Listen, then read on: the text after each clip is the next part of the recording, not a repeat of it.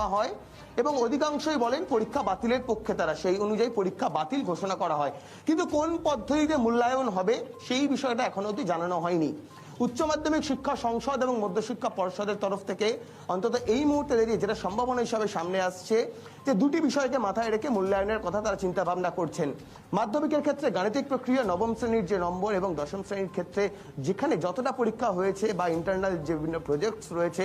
তার উপর নির্ভর করে গাণিতিক মডেল, এবং উচ্চ মাধ্যমিকের ক্ষেত্রে ইন্টারনাল যে মার্কস অর্থাৎ প্র্যাকটিক্যাল বা প্রজেক্ট ওয়ার্ক এই যাবতীয় বিষয়গুলোর উপর নির্ভরশীল হয়ে কিন্তু মূল্যায়ন করা হতে পারে এমন একটা সম্ভাবনা থাকছে। এবং সবথেকে বড় সম্ভাবনা যেটা থাকছে যে পরীক্ষার্থীদের যে এই মুহূর্তে যে চিন্তা যে মূল্যায়ন কোন পদ্ধতিতে হবে, শিক্ষা বাতিল হয়ে গিয়েছে কিন্তু কোন পদ্ধতিতে পরীক্ষার্থীদের মূল্যায়ন করা হবে সেই বিষয়টা সম্পর্কে এখনো অবধি কিন্তু স্পষ্টত কিছু জানানো হয়নি। এবং সময় চাওয়া হয়েছিল উচ্চ মাধ্যমিক শিক্ষা সংসদ বা মধ্যশিক্ষা পর্ষদের সঙ্গে আলোচনার পর মূল্যায়ন পদ্ধতি জানানো হবে এমনটাই জানানো হয়েছিল। এবং আজকেই যেটা সব থেকে বড় সম্ভাবনা যে মূল্যায়ন পদ্ধতি কি হতে চলেছে, যে মাধ্যমিকের ক্ষেত্রে গাণিতিক মডেল এবং উচ্চ মাধ্যমিকের ক্ষেত্রে ইন্টারনালের ওপর বাড়তি জোর দিয়ে সেই পদ্ধতিতে মূল্যায়ন করা হবে কিনা